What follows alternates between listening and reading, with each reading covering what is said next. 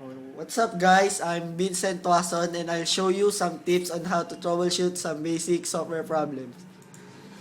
In this part, I'm going to show you how to disable applications that are running automatically when the computer starts. So you'll see some of my applications that are running automatically. I have Garena Messenger, a Daemon Tools Lite, and Yahoo Messenger.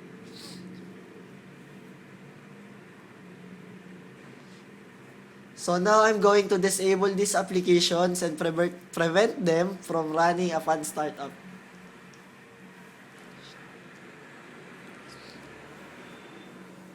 To do this, let's go to run, then type msconfig. Run msconfig.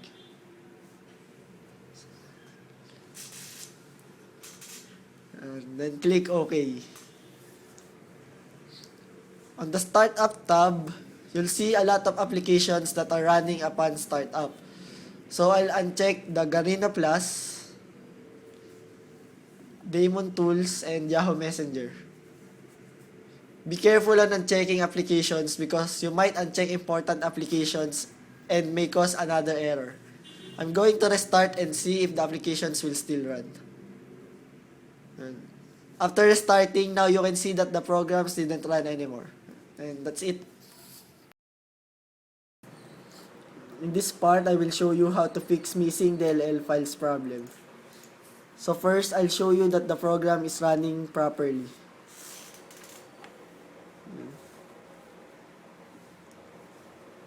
Then I'm going to the file location and delete a DLL file.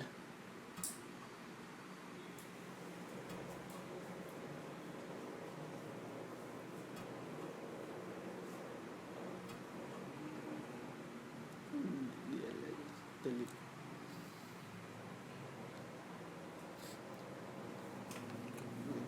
So now you will see that the program is not running because of an error of a missing DLL file. We have a lots of solutions for this problem, but I'm going to show you the simplest way. I'm going to download the missing DLL files from the internet. You can search it on Google, but this time I directly go to www.dllfiles.com and I use search the missing DLL file. Note that you should use the same file name. So now I'm going to download it, but I already have it downloaded earlier, so I'll just cancel it. Go to the path where you save the file.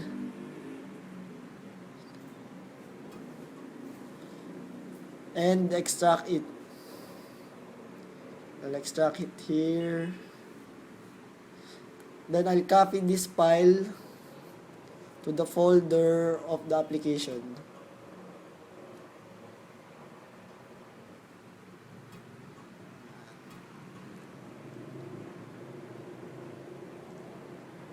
Paste.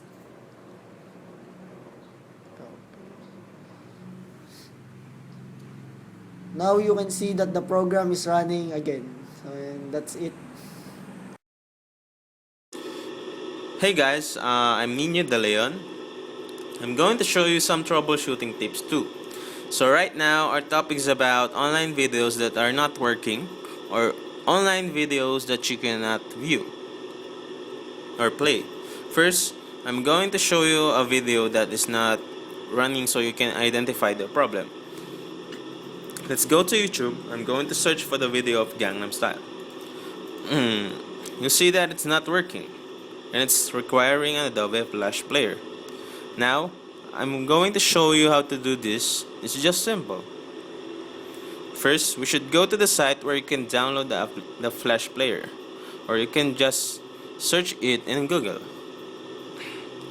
So in the site, you'll see a note that says that if you're using a Google Chrome browser, it already has a built-in Adobe Flash Player, and it updates automatically. What if you're not using a Google Chrome? Just click on this part. You will enter another page and you'll see two drop-down boxes. First drop-down box, you were to choose the type of your operating system. I have Windows 7, so I'll go for this one. Next is you have to choose for what version of Flash Player you want. If you're using other web browsers other than Google Chrome, you can choose this. If you're using an Internet Explorer, choose this. So now I'll download it, but you see, I have downloaded the application already, so I will cancel this. Now I'll go to the file location of the downloaded application. So now click your Flash Player, run it, then you'll see some options on how you want to update your Flash Player. So you see, allow Adobe to install updates, or notify me to install updates, or never check for updates. It's up to you. So here, click next. You'll see that you'll download the file, so I'll just skip this part and move forward to save some time.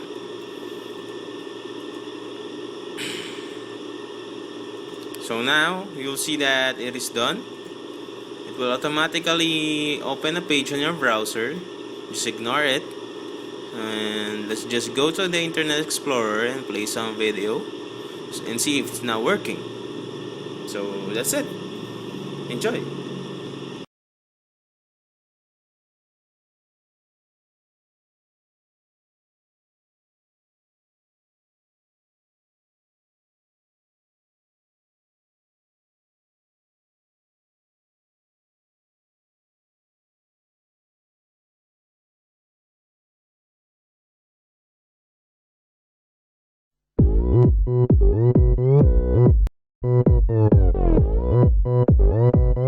Oppan Gangnam Style.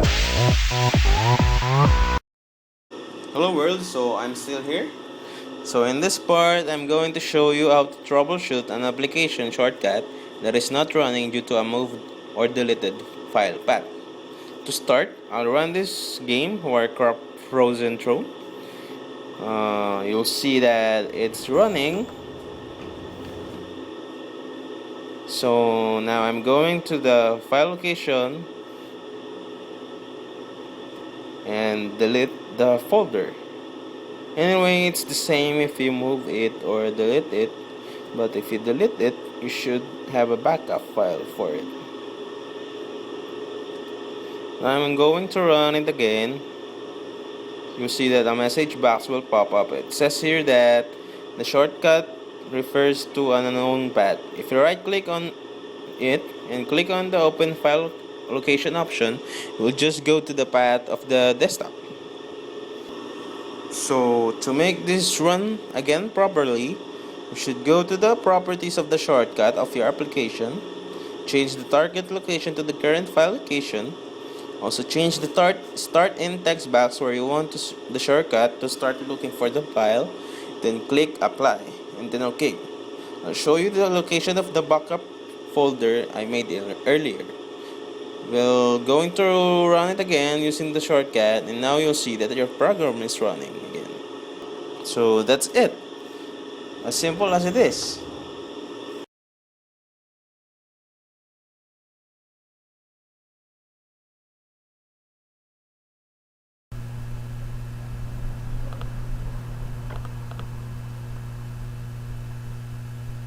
Good day, I'm Glenn Sanchez. I'm going to show you how to reformat your PC.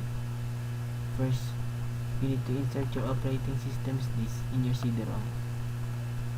Then restart your computer.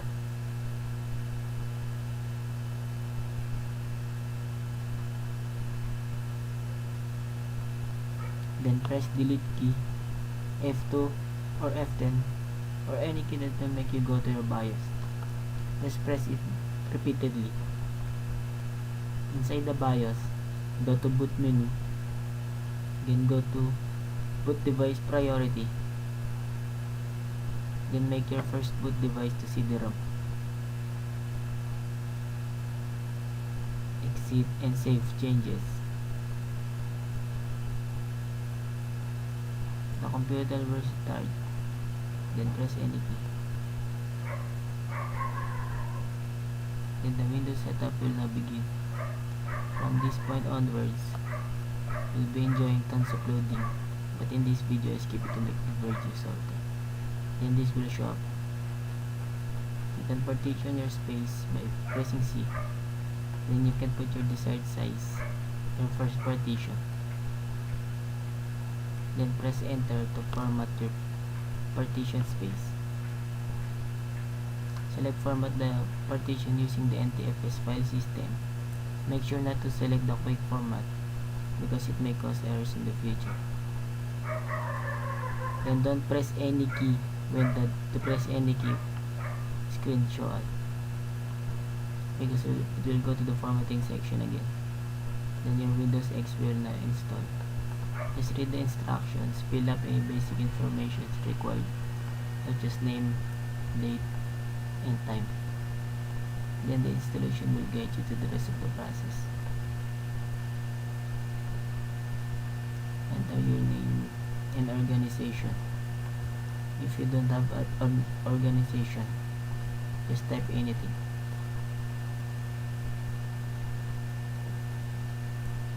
And click next.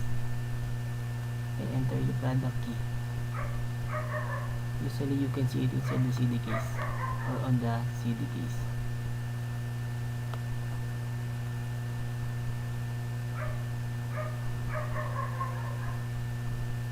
After typing your product key, click next.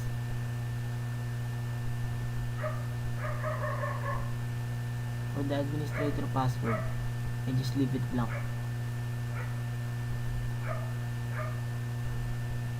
Then enter your time and date. The time zone will be GMT plus 8.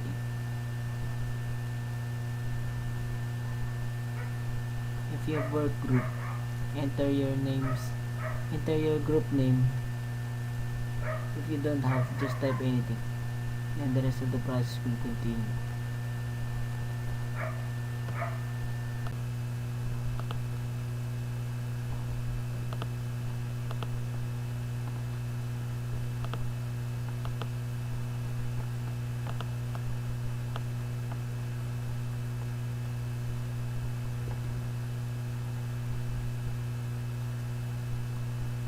From this point, click next. Next. I choose not right now. Then next. Then I skip it. Yes. Then next. Not this time. Next. I just enter my name and last name. Next. Finish.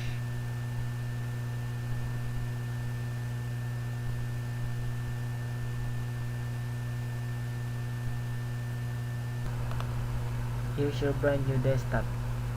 After reformatting, you will always encounter driver issues. To know your drivers, My Computer, Properties, Hardware, Device Manager. If you see a yellow question mark, it means that your driver is not yet installed.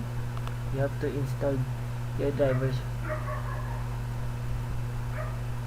to resolve this problem. After that, you're good to go. And that's all for reformatting your PC. The second part will be the limited connectivity. First thing you need to do, right click local area connection, then local area network, then local area connection, then properties, then locate TCP IP, then properties. If you see an IP address just like this, you have a static routing. In static routing, the problem is that if you have the same IP address than someone else, then one of you will have a limited connection issues. And also, in static routing, if that your DHCP is disabled, or it may also enable, but if your DHCP is enabled, you don't need to write an IP address. The router will give your computer its own IP address upon booting. If your DHCP is disabled, then you need to write down your IP address uniquely. In my case, my DHCP is disabled. I will just click obtain automatically, then close. It should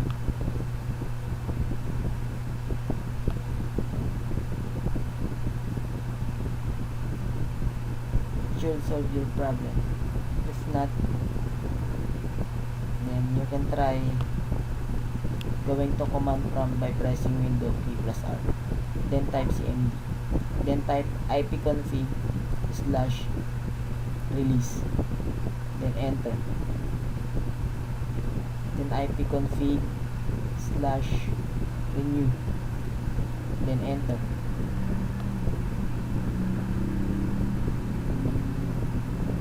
It will now connect to the internet.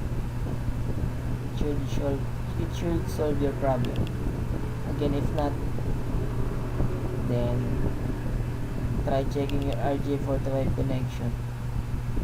RJ45 connector will look like this.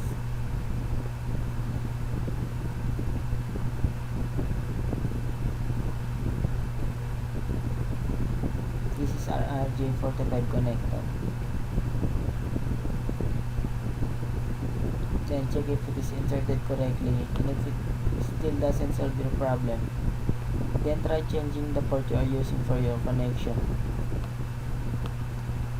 Try going to port 1 to port 5 or anything.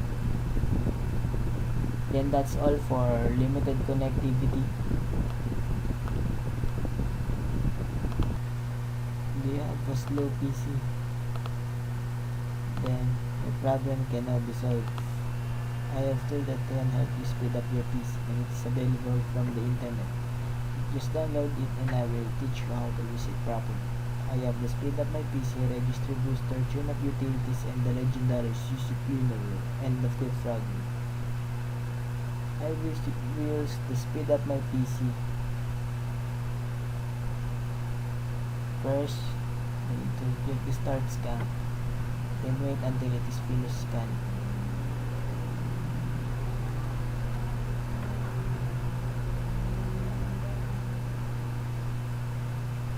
After that, click Optimize All. And that's all for the Speed Up My PC.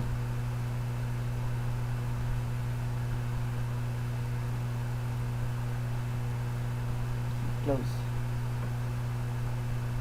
Then we'll go to the next, the Registry Booster.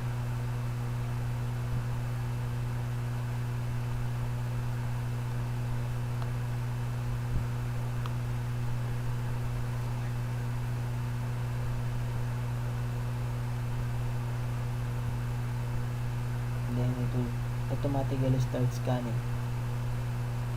Wait until it's finished.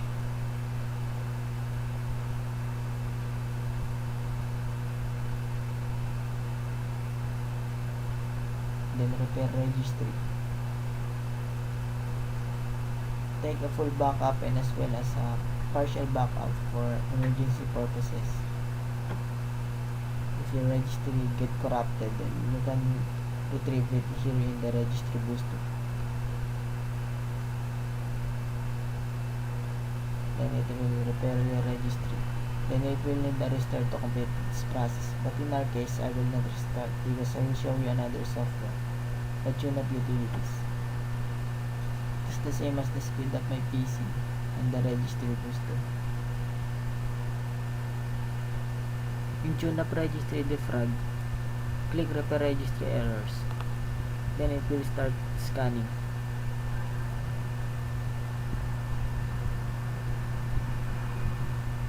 Wait until it is finished analyzing your registry. It will take several minutes to complete. After this, it will require us to restart our PC. But again, in our case, I will not restart because I have other software to introduce to you. Tune Up Utilities have other features. Download it and explore it if you have time.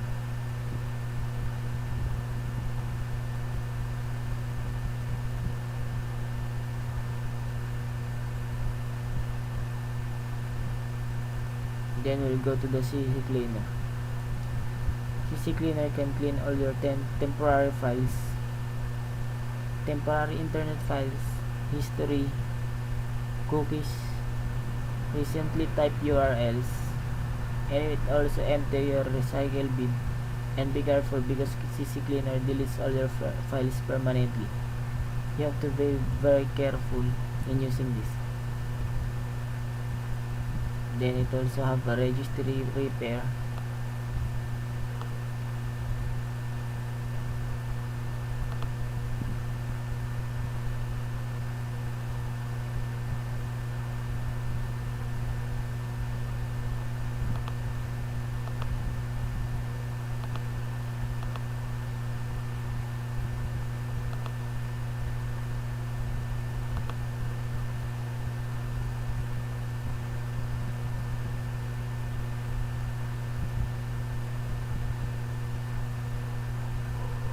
This is the registry repair. And then you can also uninstall software using CC Cleaner.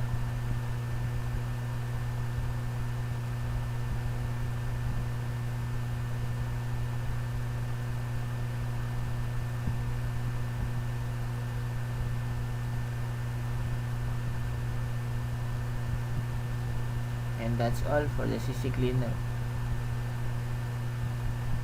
Next is the defragger.